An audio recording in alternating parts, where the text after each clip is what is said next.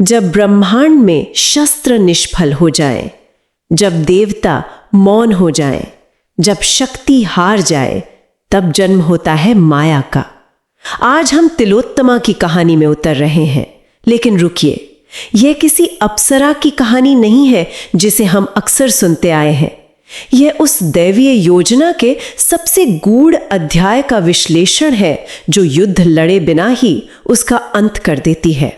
हमारे सामने जो स्रोत हैं, महाभारत, हरिवंश पुराण और कुछ तांत्रिक ग्रंथ, वे तिलोत्तमा को सिर्फ एक सुंदर स्त्री नहीं बल्कि एक दिव्य तंत्र, एक कॉस्मिक मैकेनिज्म के रूप में प्रस्तुत करते हैं।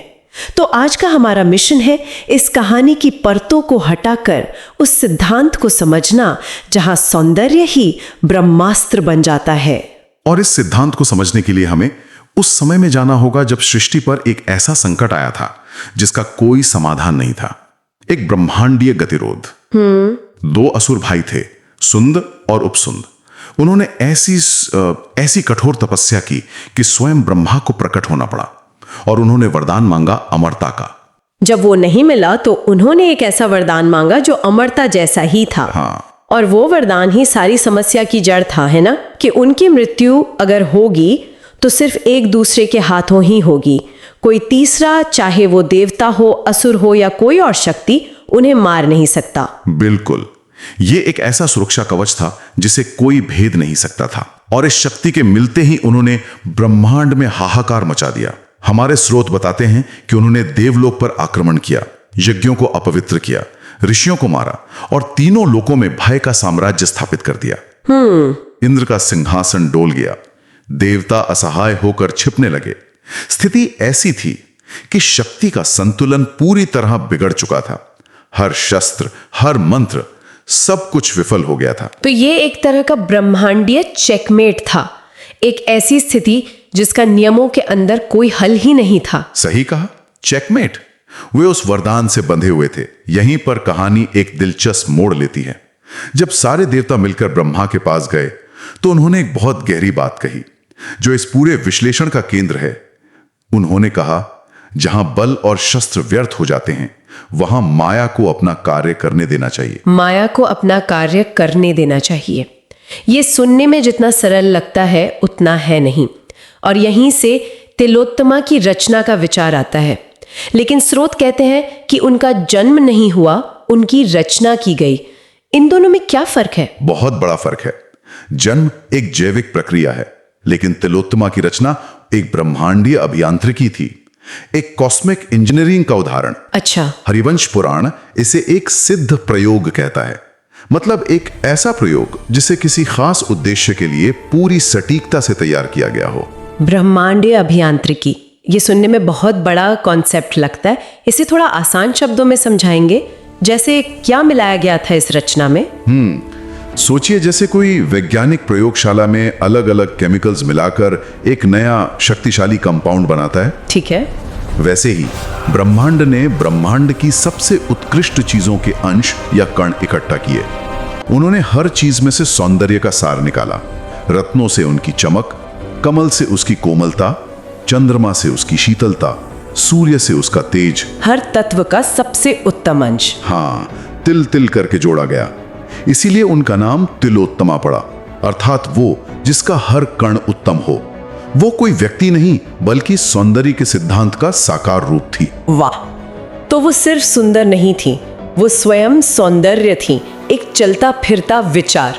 मुझे ये बात हैरान करती है कि सौंदर्य को एक शक्ति के रूप में देखा जा रहा है। आमतौर पर हम शक्ति को शस्त्रों या सेना से जोड़ते हैं। ये एक बहुत अच्छा सवाल है। देखिए, ये सौंदर्य केवल आंखों को सुख देने वाला नहीं था। ये एक ऐसी ऊर्जा थी, एक ऐसा आकर्षण था जिसे कोई भी चेतना अनदेखा नहीं कर सकती थी। ये चेतना को अपनी ओर खींचता था। इसीलिए जब वो देव सभा में प्रकट हुई तो पूरा वातावरण बदल गया। देवता, गंधर्व, ऋषि सब स्तब्ध रह गए। स्वयं ब्रह्मा, जिन्होंने उन्हें बनाया था, उनके हर कोण को देखने के लिए 4 मुख वाले हो गए। और जो शिव के साथ हुआ वो तो इस प्रयोग के परीक्षण का सबसे महत्वपूर्ण हिस्सा था। एक मिनट, यहीं पर आकर ज्यादातर लोग थोड़ा भ्रमित हो जाते हैं। जब हम सुनते हैं कि शिव ने तिलोत्तमा को देखा और उन्हें देखने के लिए उनके चारों तरफ मुख प्रकट हो गए, तो पहली सोच तो यही आती है कि शायद वो भी मोहित हो गए थे।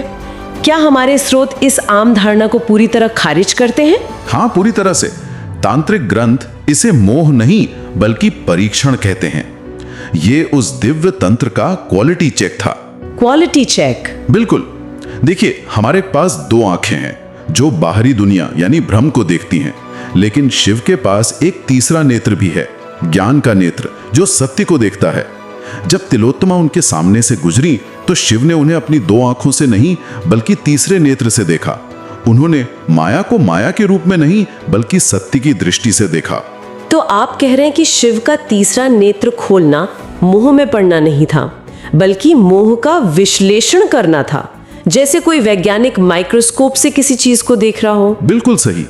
उन्होंने भ्रम के पार जाकर उसके मूल तत्व को देखा, इसीलिए वे उसमें बंधे नहीं, मुक्त रहे। अच्छा।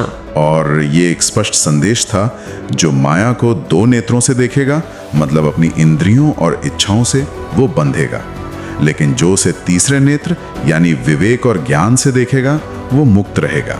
शिव ने यह दिखाकर प्रमाणित कर दिया कि यह तंत्र सफल होगा, क्योंकि अगर चेतना के शिखर पर बैठा व्यक्ति भी इसकी शक्ति को स्वीकार कर रहा है पर अपने विवेक से उस पर नियंत्रण रख सकता है,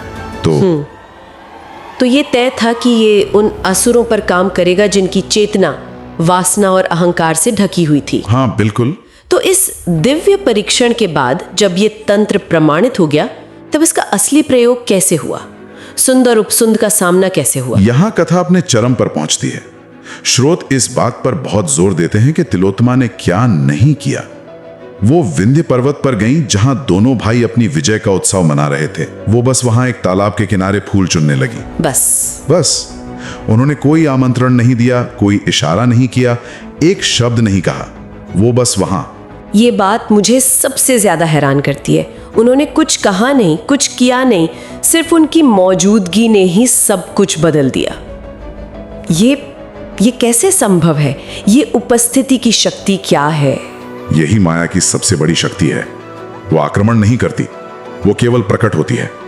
तिलोत्तमा की उपस्थिति ने उन दोनों भाइयों के भीतर छिपी हर उस भावना को सतह पर ला दिया जो अब तक उनकी एकता के नीचे दबी हुई थी।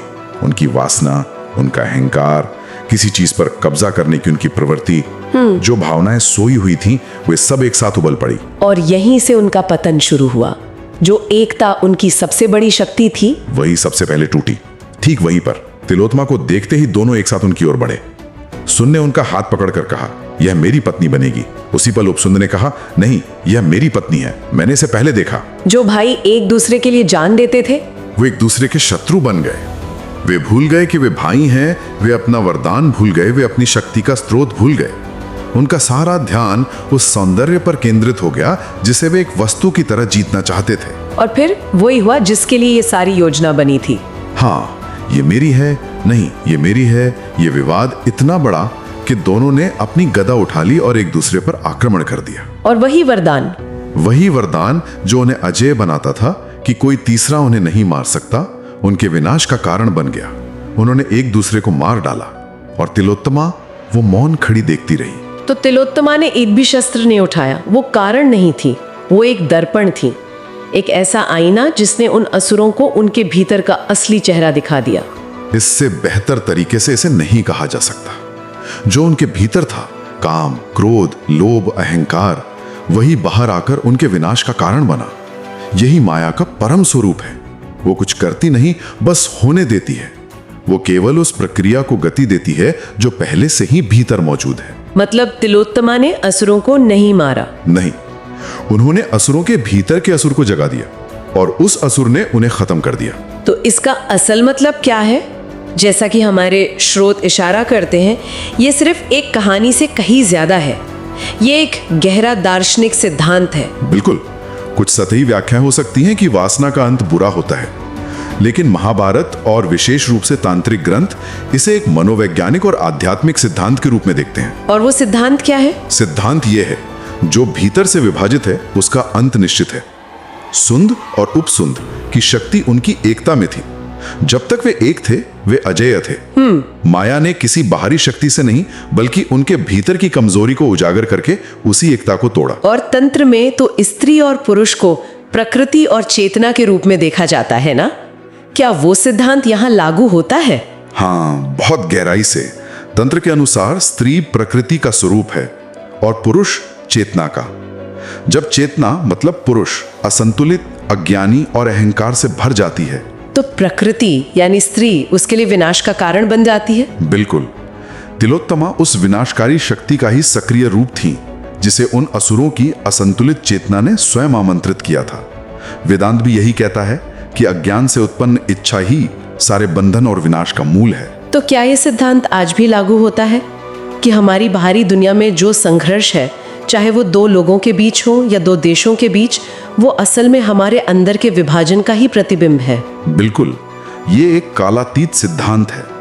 माया कभी आपको बांधती नहीं, वो केवल ये दिखाती है कि आप भीतर से क्या हैं। जैसा शिव के साथ हुआ, वो भीतर से शांत और संतुलित थे तो माया ने उन पर प्रभाव नहीं डाला। सही, लेकिन असुर भीतर से लालसा, ईर्ष्या और अहंकार से भरे थे, तो वही माया उनके पतन का कारण बन गई। ये कहानी हमें एक बहुत ही असहज करने वाले सच के सामने लाकर खड़ा कर देती है। हाँ। कि सबसे बड़ा शत्रु बाहर नहीं, हमारे भीतर ही छिपा है। काम, क्रोध, मोह और अहंकार। तिलोत्तमा की कहानी सौंदर्य को एक हथियार के रूप में नहीं बल्कि एक ब्रह्मांडीय दर्पण के रूप में प्रस्तुत करती है, जो चेतना को उसका असली चेहरा दिखा देता है। एक आखिरी सवाल, इस मिशन के बाद तिलोत्तमा का क्या हुआ? क्या उनका अस्तित्व समाप्त हो गया? नहीं, उनकी कहानी आगे बढ़ी। वो सिर्फ एक वन टाइम टूल नहीं थी। बाद में उन्हें सूर्य देव द्वारा एक ऋषि को दिया गया। एक और कथा में ये वही तिलोत्तमा थी जिन्होंने अर्जुन को श्राप दिया था। अच्छा, इसका मतलब यह है कि वो एक ब्रह्मांडीय शक्ति के रूप में बनी रही, जो समय समय पर चेतना को परखने और संतुलित करने के लिए प्रकट होती हैं। उनका काम सुपसुंद के साथ खत्म नहीं हुआ था। तो वो एक निरंतर चलने वाला ब्रह्मांडीय संतुलन तंत्र है। ये कथा सच में सोचने पर मजबूर करती है। ये बताती है कि विनाश के लिए बड़े बड़े शस्त्रों की जरूरत नहीं होती, कभी कभी सिर्फ एक आईना ही काफी होता है। इसलिए सोचने के लिए एक विचार ये है, जैसा कि स्रोत इशारा करते हैं, तिलोत्तमा ने असुरों को नहीं मारा, उन्होंने उन्हें स्वयं को मारने दिया।